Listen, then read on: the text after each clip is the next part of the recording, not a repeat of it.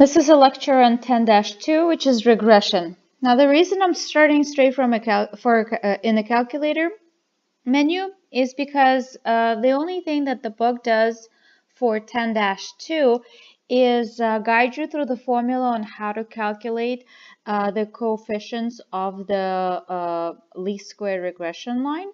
Now, I'm in the menu of the I'll point over here.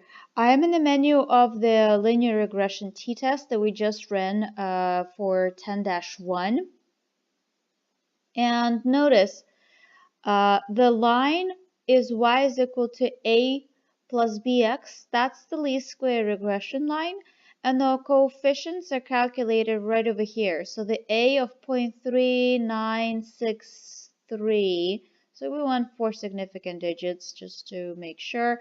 That's the y-intercept.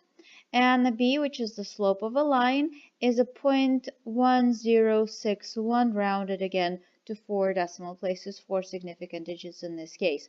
So the only additional thing that I'd like to add to this 10-2 is if you click on stats, the test will calculate your least square regression line, but there's a calculate menu, and it's not this first one, but the number 8. So linear regression of the form of a plus bx. That's the one that we want.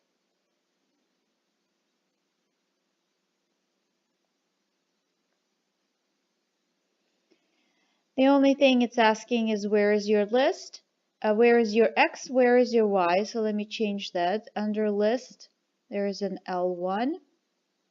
And what you might also like to consider is storing the regression line. Storing the regression equation. That's the EQ stands for. You're looking for a button named vars. So click on vars.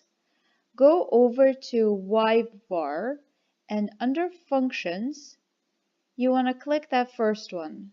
So what it'll do is it'll actually store your regression line under y1. So if you click on calculate, what it does, it calculates the coefficients, it calculates the y-intercept and the slope of your line.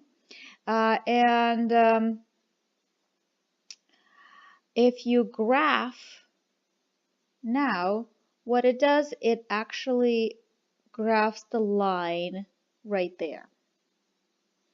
If you click on the y equal to, it actually shows up with way more than 4 decimal places under y1.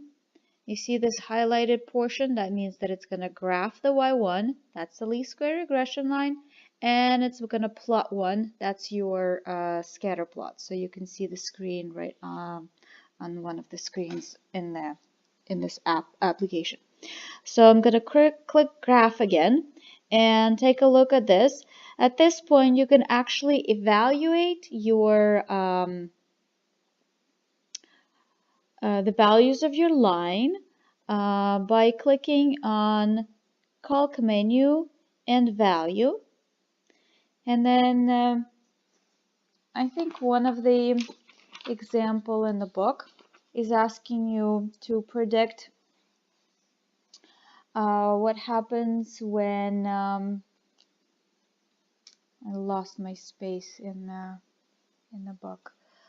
Let's just assume.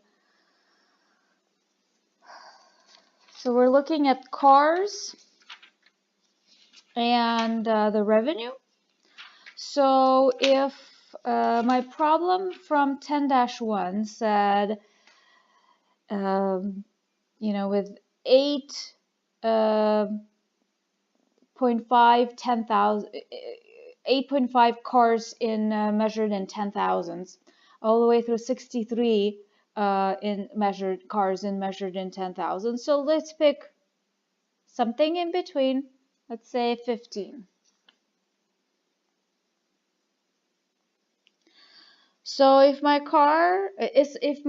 company has 15,000 cars, the approximated, or according to the linear regression line, or the least square regression line, I'm expecting approximately 1.90, and I'm looking at this y number right here, approximately 1.99 billions of dollars in revenue. So my line will predict the trend of the linear expectations. What you want to avoid is something called extrapolation. So if it starts with an 8.5 and ends with a 63, the only values that you should be talking about is between x is equal to 8.5 and x is equal to 63. If you're trying to look into the future or you're trying to look into the past, it's called extrapolation, and this is not something that we should be doing, although it's done all the time, and this is why some of the predictions are incorrect, is because the extrapolation process is being used. Also, I'd like to point out this this point right here. Now it looks like an outlier because all of my data values are right about here, and this guy is an outlier. In the linear regression, we actually call it something else. We call it an influential observer or influential observation.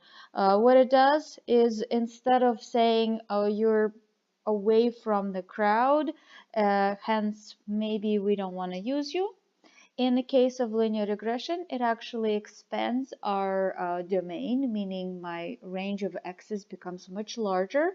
And this is the influential observer, the one point that defines a stronger linear relationship in this case. The influential observer tends to change the slope of a line a lot. Just that one point changes a lot of things. But in this case, the influential observer actually gives us a stronger linear relationship, hence we like to keep them. There is nothing else besides this in 10-2, and my next video will cover 10-3 and a few more definitions.